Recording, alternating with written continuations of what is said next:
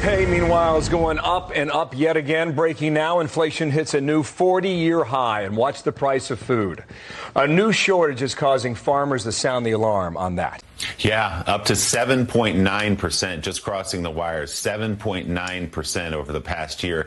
That is the largest spike in 40 years. The data from the Labor Department does not include oil and gas price spikes that have followed Russia's invasion of Ukraine, though those prices are up already. And, of course, this inflation news is going to be tough for the administration. Nothing, Joe, nothing has been more politicized than inflation. Just let's hearken back to all the things we've been through. First, it was transitory. Then, inflation is good. Then we went to corporate greed. Now we're at Putin. Listen, it's probably all the above, but no matter how you slice it, it's all about commodities for the most part, and king commodity is energy, and most people in the United States are reminded of that about, every 3 to 4 days when they go fill up their tanks. Back to you. Many people had thought we'd see a peak in inflation in March, maybe. Well, now we have a war in Russia not captured, or war in Ukraine not captured here. Year over year, 7.9% is the inflation number. That is a 40-year high. Month over month, up 0.8%. That shows that even month to month, inflation is accelerating. It is gas, it is shelter, it is food, groceries, all these things you basically can't live without are rising here. So when you dig into these numbers, you can see just why so many Americans are so sour on the economy on those opinion polls. It's because they're paying more for just about everything. Used cars, look at that, Brianna, up 41%. From last year, gasoline up 38%. And again, these numbers don't capture the big disruption in the economy from Putin's war in Ukraine. We'll continue to watch these numbers. I have a 1-year-old. Her name is Eloise. We're expecting our second child in the next 2 months, and we're very excited about it in the Johnson family. We love children. It's been a joy to be a father. Here's something that my 1-year-old understands. Inflation. Let me explain. My 1-year-old has multiple bunnies. Why? Well, for some reason, people have given her a lot of little bunny rabbits, stuffed bunny rabbits. She must have 7 of them. These bunny rabbits lay all over the house. Sometimes I trip on them when I'm going to go get my coffee.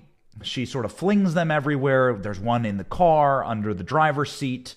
She has bunnies all over the place. They're stuffed, they're fluffy, and they sort of get left in the dirt. You can often find them even outside or in the mud.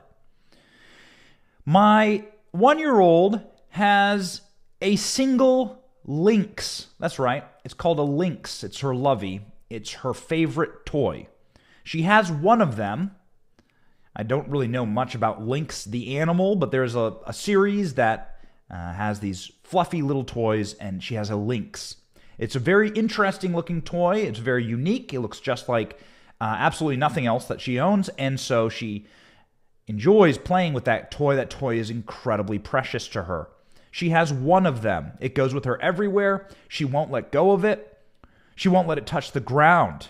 I'm not allowed to play with it. Why?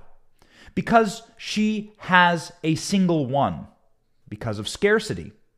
The bunnies get thrown all over the place. They're almost worthless. She has multiple. They don't matter to her in value because she has so many.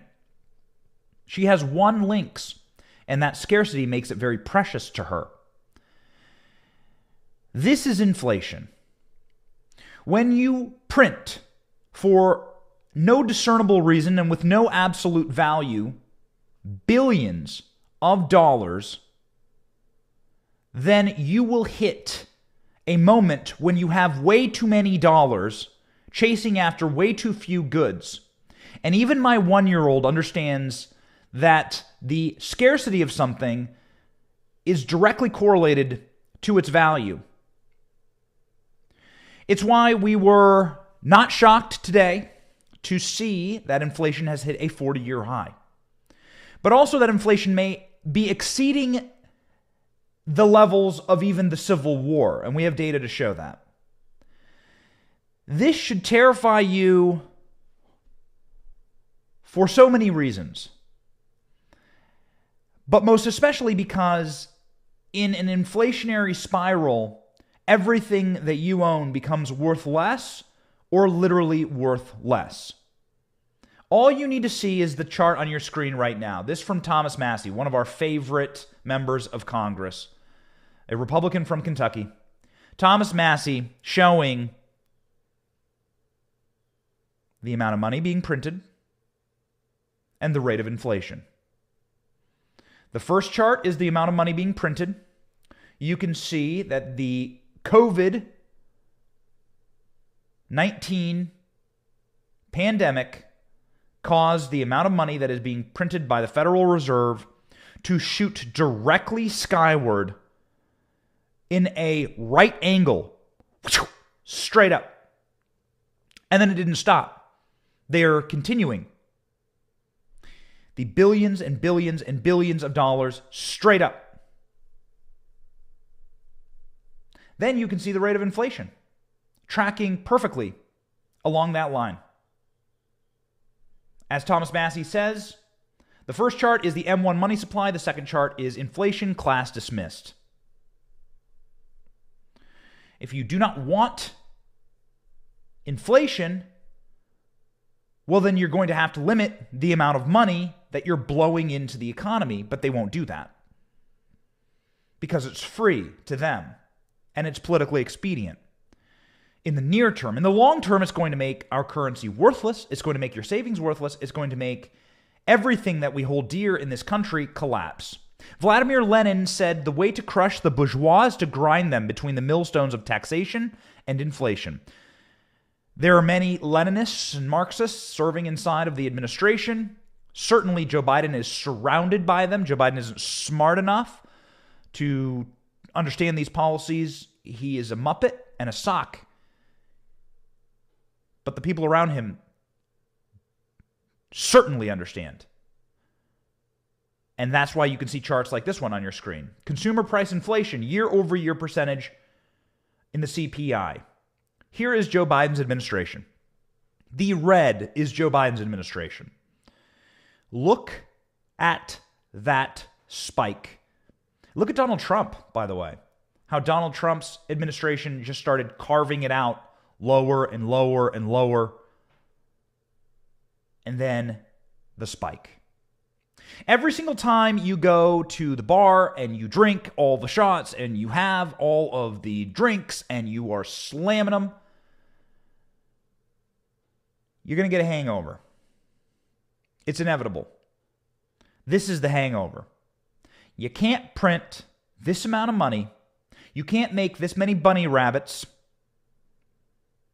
and then expect people to still value them the same. My 1-year-old gets this concept. The communists get this concept. Vladimir Lenin, over 100 years ago, talking about inflation is the way to collapse capitalist societies. Print the money, make it worthless, bring on universal basic income, which is essentially everyone now works for the government, and then you have full control. You can destroy capitalism in a single generation with a single stroke with the right amount of inflation. They've tried it before in the 70s. Paul Volcker and Ronald Reagan attacked inflation. It was painful. It took them a very long time, and they were able to get inflation down and under control.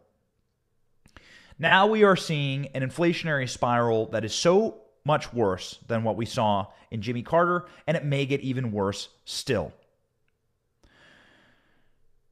This is a tactic of the communists, and the end goal is very simple.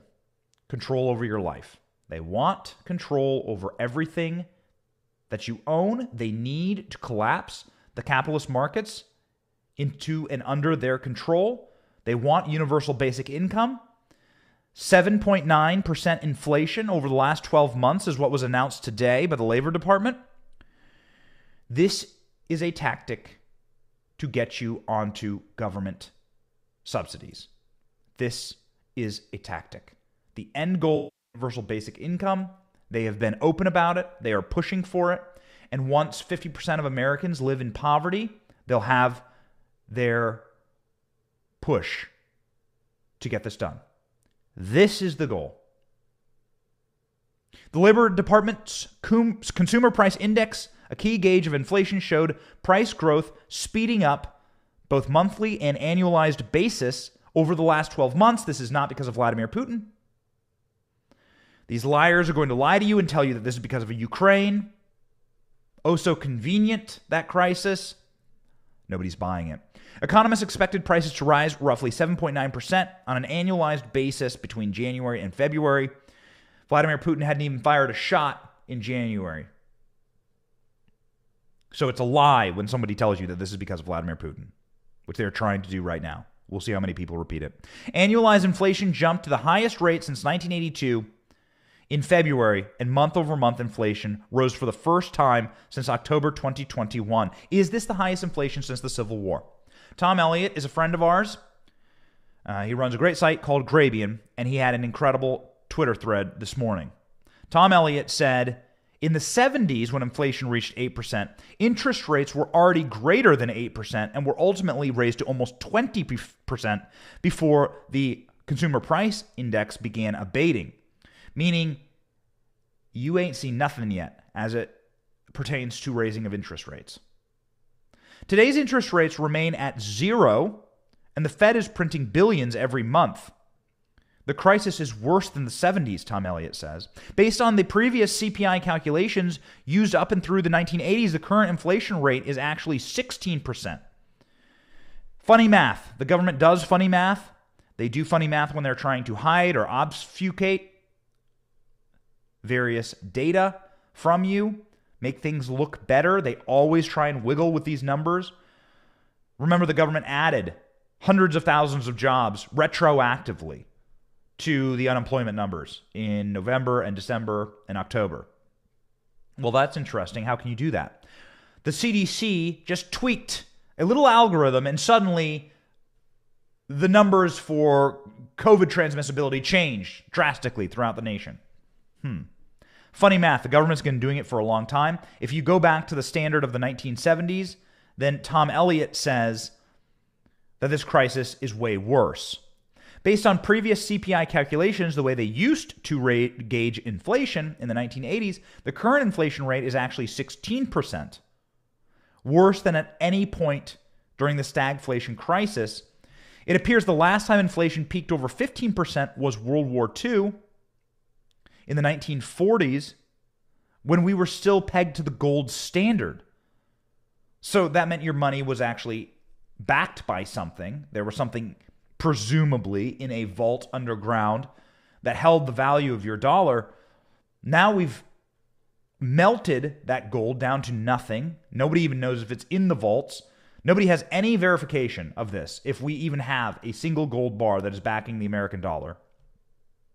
There is no verification. This is why Ron Paul wants to audit the Fed to see what they actually have, or if they've just been printing money out of nothing, which we know is the truth. So Tom Elliott says it's probable that the highest inflation that we are seeing today is indeed on rate to hit Civil War era inflations. So not since the entire country split apart and started slaughtering itself have we seen inflation rates this high. The Civil War was the last time. You can see the charts on your screen if you're watching online. This is what a crisis looks like. We are not led by serious people. We are led by people who at their best are incompetent, and at their worst are engaging in hyper-managed decline of this nation. They want it to fail. What would a failing nation look like? Used cars have increased in price by 41%. Gasoline is up 38%. Utilities are up 23%. Meat, fish, and eggs are up 13%. New cars are up 12%. Electricity is up 9%. Food in your home is up 8%. Overall inflation is 8%, 7.9%. Food away from the home is up 6%. Apparel is up 6%. Transportation is up 6%. Shelter is up 4%. Some of these are luxury items. You don't need a new car. It's nice to have a new car. You don't need a new car. I've never owned a new car. I've only ever owned used cars. I think buying new cars are stupid. But most of this list is not luxury items. Most of this list is what you need to keep your family warm and safe. You need a roof over their head. You need heat in your heaters or air conditioning to remain comfortable. It gets very hot where I live. You need food in your cupboards. You need gasoline to get from place to place. And you need clothing. All of those things have shot up between either 40% in the high 40s or nearly 10% this year. And Joe Biden's only had 1 year in office. Price increases are the highest on record by the U.S. Bureau of Labor Statistics for hotels, 29%, furniture, 17%, chicken, 13%, new cars and trucks, 12%, flooring, 11%, lunch meat, 11%, dry cleaning, 9%. My wife's been noticing that. Toys, 6%, pet supplies, 7%. Are you ready for the Great Reset? This is how they get it. This is what they want. They want to collapse the American dollar. They want to collapse American society. They want to collapse the sovereignty of this nation. They need us dependent. They need the globe dependent on a new system. And in that system, you will own nothing. In that system, you will own nothing and you will be happy, right? That's what they say. You will have no privacy because the government will control everything. And so the government will have insight and operational insight into everything that you do, just like in the Soviet Union. The famous lines of what it was like to live inside of East Berlin. In East Berlin, you had no privacy. There was a KGB agent. There was called the Stasi in East Berlin, but it's KGB, it's the same thing. There was a KGB agent on every single apartment floor, listening in on your calls, making sure there was no wrong think. Why? Well, because the government owned everything. The Federal Reserve is on track to hike interest rates to try and cool off inflation. Too late. This will be a multi-decade, multi-generational problem. When you go to the bar and when you rip shots and when you drink your face off and when you don't stop and you do sake bombs at 4 a.m., you are going to wake up with a hangover. That'll probably last you the next day or two. This one's going to last us the next generation or two. This, what you're seeing on screen, the amount of money printing there, those are the shots. Those are the ripping Jack Daniels shots, grain alcohol shots at 2 a.m. And that inflation chart, that's the hangover. Even my 1-year-old understands this. These politicians, they're cursing our nation. And you know what? The reason why is they won't be here. Joe Biden is 79 years old. Nancy Pelosi is 82 years old. Mitch McConnell is 80 years old. Klaus Schwab is 80 years old. George Soros is 92 years old. These people won't be around to endure the horrors that they are bringing upon all of us. CNN and MSNBC and others have noted that the CPI report does not capture recent rising prices due to the Russia-Ukraine conflict. So even our corporate media is saying that these prices are artificially low. That doesn't stop the White House from blaming everything on Vladimir Putin. Listen. You may have noticed this week that your gas prices have gone up.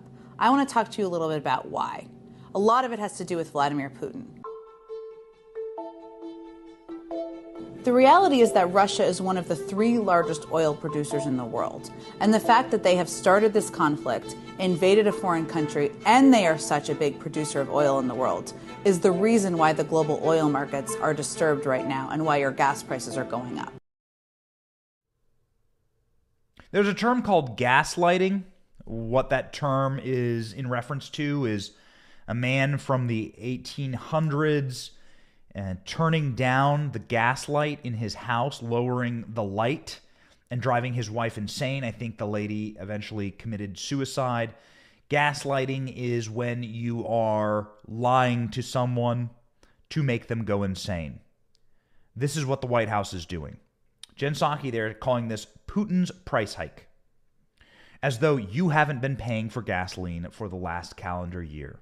The first bullets were fired from Russian guns nary a few weeks ago in Ukraine.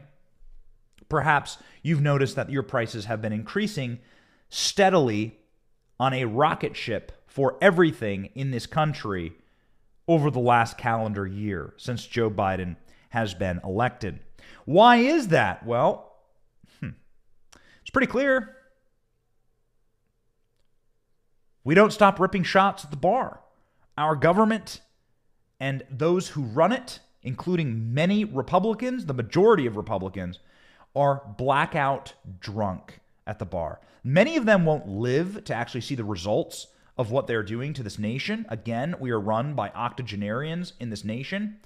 But even still, to this very day, on this very moment, Congress is considering spending $13 billion more dollars at Biden's request to protect Ukraine's border, after spending $6 million every single day not to build a wall.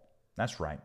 This from CBS News. Lawmakers agree to $1.5 trillion spending deal with $13 billion for Ukraine. Man, I am old enough to remember when Republicans controlling everything had control of all of Congress, the presidency, the Senate, the House, the Supreme Court, arguably. Couldn't get a few billion for Trump's wall to protect this nation. Call me old-fashioned, but I think that somebody should be asking the likes of Mitch McConnell and Paul Ryan, hey, why was $4 billion to build Trump's wall too expensive, but Ukraine can get 3 times that for their border security? It's almost like you care more about mothers and children and their safety inside of Ukraine than you do about the mothers and children and their safety inside of places like St. Louis or Detroit, Baltimore, Seattle, Portland, San Francisco, LA. You been there anytime soon? It actually resembles a war zone, just like Kyiv. But our leaders don't care. It's all about virtue signaling. Here's what they had to say on the news about the $14 billion bill. To get our Democratic colleagues to do what I believe the Ukrainians need at this particular point. But where we've ended up is at $14 billion. In order to get to $14 billion, we actually had to prevent House Democrats from blocking loan guarantees to help Eastern NATO allies. Having leaders like that is how you lose your country. Congressional leaders reached a bipartisan deal on Wednesday, providing $13 billion to help Ukraine and European allies, billions more to battle the pandemic. What? Over part of an overdue $1.5 trillion measure in federal financing. Oh my God. We're doomed. I mean, we're doomed. It's over. The party's over. The hangover is setting in. The hangover is setting in. It's going to hurt. My 1-year-old gets that you can't have a house full of bunnies. They will cease to be special or worth anything if you fill your house with fluffy bunnies. And the Federal Reserve and our Congress is filling our houses with worthless dollars and spending bill. When was the last time you heard someone say you need to cut the size of government or we need to reduce our spending? A teeny portion of the massive bill, the money is money responding to the Russian blitzkrieg that devastated parts of Ukraine. The figure grew to $12 billion on Monday and then $13 billion a day later. Okay, just add a couple billion on there. We're trying to support them against tyranny, oppression, violent acts of subjugation, Mr. Biden's White House said, demanding more of your children's future for Ukraine. Pretty remarkable. Tyranny, oppression, violent acts of subjugation. Subjugation from Joe Biden's White House? Didn't these guys try to pass a vaccine mandate to try and kill your job and destroy your ability to provide for your families if you didn't take the medicine they wanted? Didn't they have to go to the Supreme Court to get that revoked? Didn't that just happen a few months ago? They're worried about oppression and subjugation of a nation and its people. Why don't you work on the log in your own eye before the speck in someone else's eye? Breitbart.com. Biden wants $10 billion to protect Ukraine's border after spending $6 million a day to not build the border wall. Last week, Punchbowl News reported that Biden initially requested Congress approve $10 billion in emergency military aid for Ukraine's borders. Already, Biden has issued $350 million to help protect Ukraine's borders. Meanwhile, infrastructure on the U.S.-Mexico border is being neglected for over a year by the Biden administration. After immediately taking office, Biden halted the construction of the border wall, leaving materials to rust in the region's desert. We went there. We took our show there. We saw it. I've stood on top of Trump's wall, meaning the slats that are laying and rusting to hell in the desert. It costs about $3 million a day, wasted taxpayer money, to not build the wall. Unbelievable. Unsustainable. Unsustainable. On this path, the country's over. We have got to get serious as a party as to who we are putting in Washington, D.C. Biden has ensured that 530,000 border crossers and illegal aliens who arrived at the border last year were subsequently released into the U.S. interior. The figure is likely some hundreds of thousands higher, but the Department of Homeland Security has refused to reveal the official total. This year, experts predicted that Biden will again set new illegal immigration records, with 2 million border crossers and illegal aliens expected to arrive at the U.S.-Mexico border. Hundreds of thousands of those arrivals are likely to be released into the United States. In January alone, Biden released into the U.S. interior more than 62,000 border crossers and illegal aliens. 62,000. Okay. I grew up in a town of like 2,000 people. A town called Shueyville, Iowa. The next closest town is Cedar Rapids, Iowa. It has about 100,000 people, I think. So this is the entire population of the town I grew up in being released into the country in a single month in January alone. This is a foreign population of more than twice the size of Princeton, New Jersey, says Breitbart.com. If we don't get smart, if we stop being the reserve currency, if we stop being the country that has limits, that has morals, that has some value to it, that has some respect or honor in the world, people are disrespecting us. The Saudi leaders won't even take Joe Biden's phone calls. Joe Biden's calling, begging for oil bucks. He's begging for people to pump more oil. They won't even take his calls. It's almost like America has been diminished on the world stage, and people are moving past the American century. Why? Well, it's like every other nation that has seen extreme collapse. Ancient Greece, ancient Rome, the United Kingdom, most recently, global dominant countries that see complete collapse. It's always self-inflicted. It is perpetually and continually and forever self-inflicted wounds by idiots, the stupidest among us that we elect. Consider a pack of hyenas. The pack of hyenas needs to survive. Times are tough. They're in the Serengeti. They need to eat. Who is the leader of the pack of hyenas?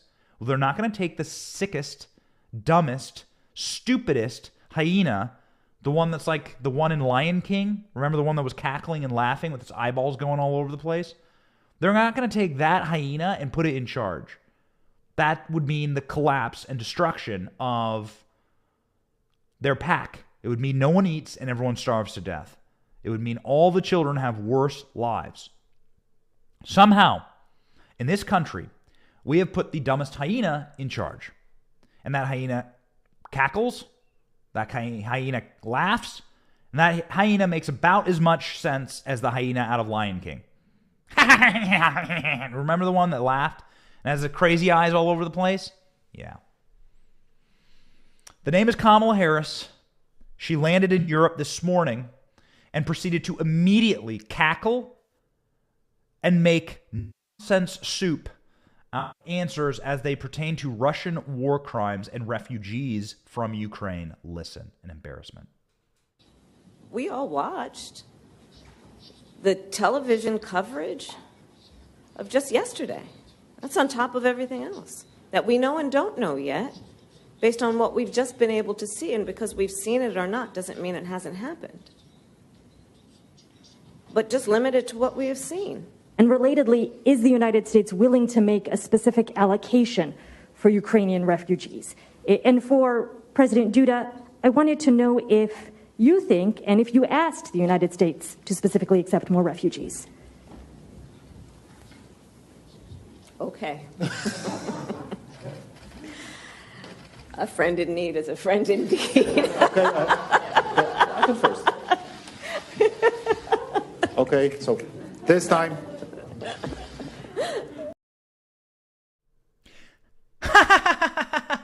Millions of refugees being bombed out of their homes and having to flee.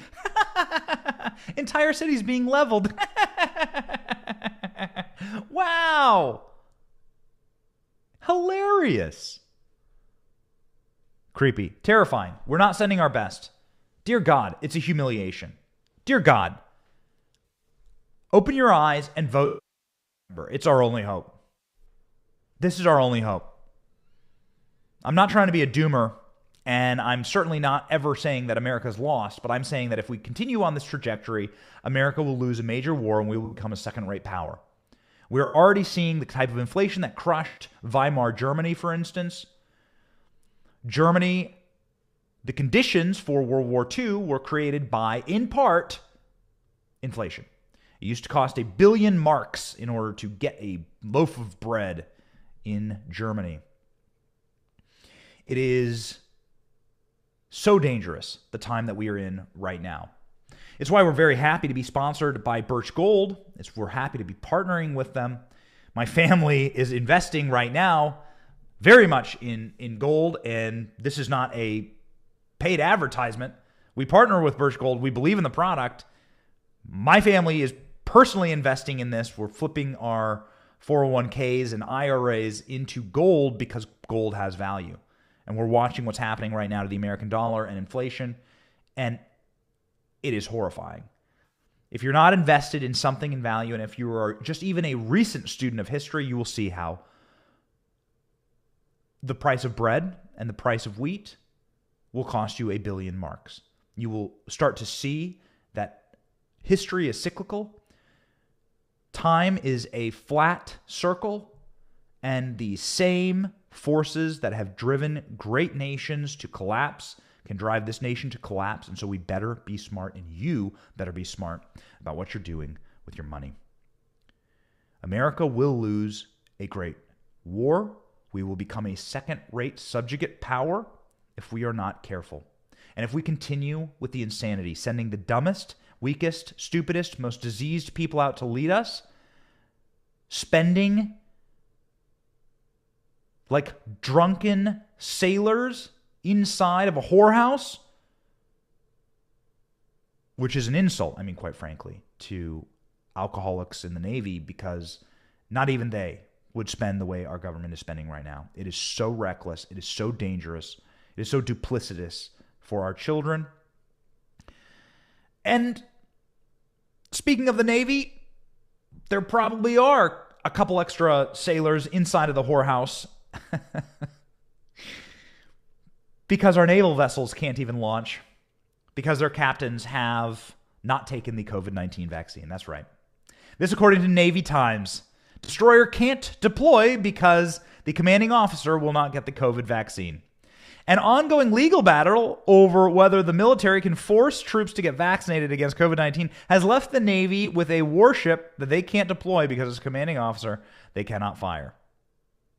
It's a standoff that the brass is calling a manifest national security concern. You know what's the concern? Bodily autonomy. The fact that that man signed a pledge and gave an oath to our Constitution, and you are violating it. The Constitution explicitly declares that you will have the freedom, life, liberty, the pursuit of happiness. The government must not trod on your capacity to have individual liberty. It must only protect it. The vaccine mandates are evil.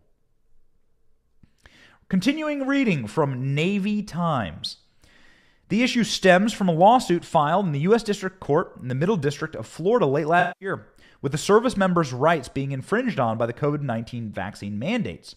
Judge Stephen Merriday issued an order last month banning Navy and Marine Corps from taking any disciplinary action against the unnamed warship commander and the Marine Corps lieutenant colonel for refusing the vaccine, the people who run the ship. In the process, the case has raised questions about the line between military good order and discipline and the legal rights of service members as American citizens. Merriday's injunction is an extraordinary intrusion upon the inner workings of the military and has essentially left the Navy short a warship, according to the February 28th filing by the government. So that's the government arguing that these commanders should be fired, want to take medicine that the government is forcing on them. Let's not even start with some of the more recent and shocking revelations as it pertains to vaccine development and developers, but holy worse. With respect to the Navy commander, the Navy has lost confidence in its ability to lead and will not deploy the warship in command. So the Navy commander didn't take the vaccine, so now he's not fit for command. Are you paying attention yet? Are your eyes open yet? The February 28th filing alleges that the commander has already discarded Navy regulations after he exposed dozens of his crew to COVID-19 and decided not to test himself. Remarkable. How remarkable. The government's insistence that the Navy commander isn't and cannot command the ship reeks of a petty retaliation and contempt. The court's preliminary injunction banning such a retaliation, and the plaintiff's attorney wrote, "The Navy feigned loss of confidence in the commander is patently pretextual and has everything to do with the commander's lawful and orderly attempt to obtain judicial relief from an unconstitutional mandate. The ship was underway with more than 300 days during the 400-day pandemic when no vaccine was available. The plaintiff's contempt with no operational impediment." So this guy was out doing his job during the pandemic, and now he's getting the shaft. The same thing with cops who won't get the vaccine. The same thing with nurses, frontline workers who won't get the vaccine. These people went out and served in the midst of the worst of this thing when we had no idea what it would do, when we had no idea where it came from. And now they're the first ones to be punished. We are going to lose a major war. It is going to get bad for this country if we do not change course very, very quickly.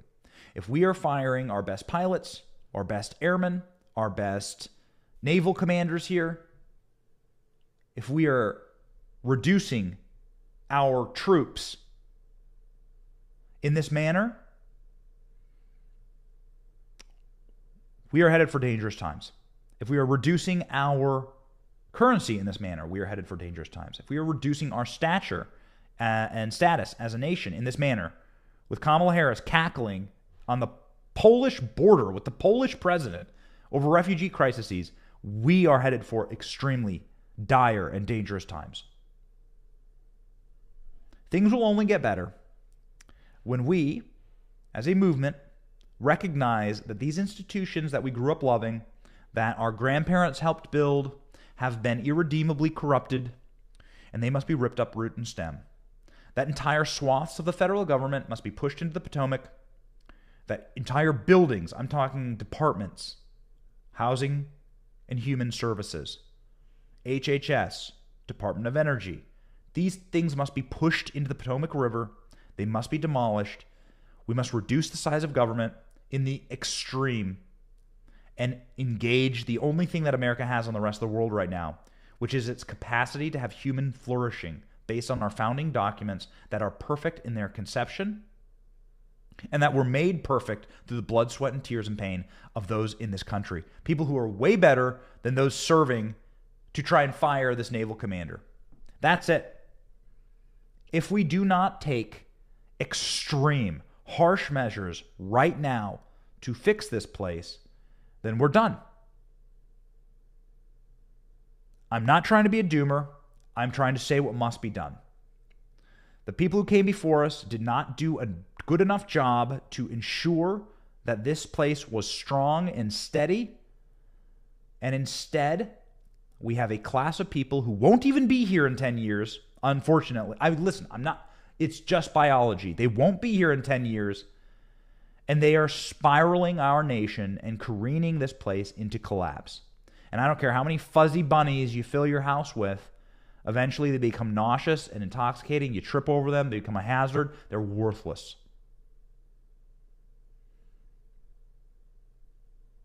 We got to get smart. So let's see what happens. There is a great headwind right now into 2022. We'll see where it takes us. Get smart. Get activated. And ensure, ladies and gentlemen, that this nation survives. We've got to be ready. We've got to be ready for the greatest battle and the greatest fight of our time, which will be the fight against the atrophying, collapsing, destroyed institutions that are taking this country down. That's the fight. So we better win. I have every confidence that we will. My name is Benny Johnson, and this has been The Benny Show. God bless you.